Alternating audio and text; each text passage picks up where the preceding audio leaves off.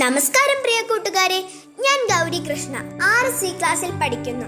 പ്രശസ്ത American നോവലിസ്റ്റായ Hezekiah Butterworth എഴുതിയ Abraham ലിങ്കന്റെ കുട്ടിക്കാലം എന്ന പുസ്തകത്തിലെ ഒരു അനുഭവമാണ് ഞാൻ നിങ്ങൾക്കായി ഇവിടെ പങ്കുവയ്ക്കുന്നത്. തോമസ് ലിങ്കന്റെയും നാൻസി ഹാൻകിന്റെയും മകനായി 1850 ഫെബ്രുവരി 12-ാം തീയതിയാണ് എബ്രഹാം ലിങ്കന്റെ ജനനം. അന്നൊരു ഞായറാഴ്ചയായിരുന്നു. കാറ്റും മഴയും കൊടുമ്പിരി കൊണ്ട ഒരു ദിവസം. ആ കാട്ടിൽ അങ്ങനെ ഒരു കുട്ടി ജനിച്ച വിവരം അടുത്തുള്ളവർ കൂടി അറിഞ്ഞു കാണില്ല. മരക്കുടിലിന്റെ വിടവുകളിൽ കൂടി കടന്നു വന്ന കാറ്റിന്റെ തള്ളോടൽ മാത്രമായിരിക്കും ആ പിഞ്ചു കുഞ്ഞിന് പുറത്തുനിന്നു കിട്ടിയ പരിചരണം.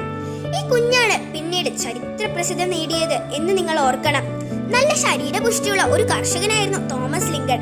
നല്ലവണ്ണം പണിയെടുക്കും, എല്ലാ കൈത്തൊഴിലുകളും ചെയ്യും, സ്വന്തമായി ഉപകരണങ്ങൾ ഉണ്ടാക്കിയെടുക്കും.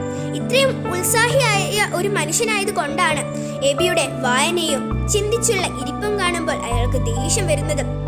തോമസിന് കഷ്ടിച്ച് കുത്തിക്കുറിക്കാനും കയ്യൊപ്പെഴുതാനും മാത്രമേ വിദ്യാഭ്യാസം ഉണ്ടായിരുന്നുള്ളൂ. എന്നാൽ അമ്മയായ നാൻസിക്ക് കുറച്ചുകൂടി വിദ്യാഭ്യാസം ഉണ്ടായിരുന്നു. തോമസ് ലിങ്കൺ കൂടിയതും മെച്ചപ്പെട്ട കൃഷിസ്ഥലങ്ങളിലേക്ക് ഇടയ്ക്കിടയ്ക്ക് താമസം മാറിക്കൊണ്ടിരിക്കും. അങ്ങനെ എബിക്ക് 3 വയസ്സുള്ളപ്പോൾ പീച്ചൻ ക്രീക്കിലേക്ക് കുടിയേറി. എബ്രഹാം ലിങ്കണ് ഒരു ജ്യേഷ്ഠ സഹോദരി കൂടിയുണ്ട്. സാറ എന്നാണ് അവളുടെ പേര്. വൻമരങ്ങൾ നിറഞ്ഞ പുതിയ സ്ഥലം എബിക്കും സാറയ്ക്കും വലിയ ഇഷ്ടമായി. ഇഷ്ടം പോലെ കളിച്ചുല്ലസിച്ച് നടക്കാം.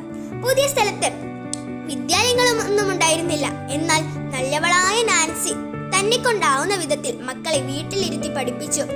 ബൈബിളിൽ നിന്നുള്ള സന്മാർഗങ്ങൾ പാഠങ്ങളും മഹാത്മാരുടെ ജീവിതങ്ങൾ ചരിത്രങ്ങളും പറഞ്ഞു കൊടുത്തു. സത്യം, നീതി, സദാചാരം, സേവന മനോഭാവം എന്നീ ഗുണങ്ങൾ വളരെ ചെറുപ്പത്തിലെ അവരിൽ ഊട്ടിയുറപ്പിച്ചു. വലുതായതിനു ശേഷം ലിങ്കൺ തന്നെ അമ്മയെ പറ്റി പറഞ്ഞതിങ്ങനെയായിരുന്നു: എനിക്കുള്ളതും ഉണ്ടാകാൻ പോകുന്നതുമായ സർവ്വഗുണങ്ങൾക്കും എൻ്റെ അമ്മയോടാണ് ഞാൻ കടപ്പെട്ടിരിക്കുന്നത്. നന്ദി.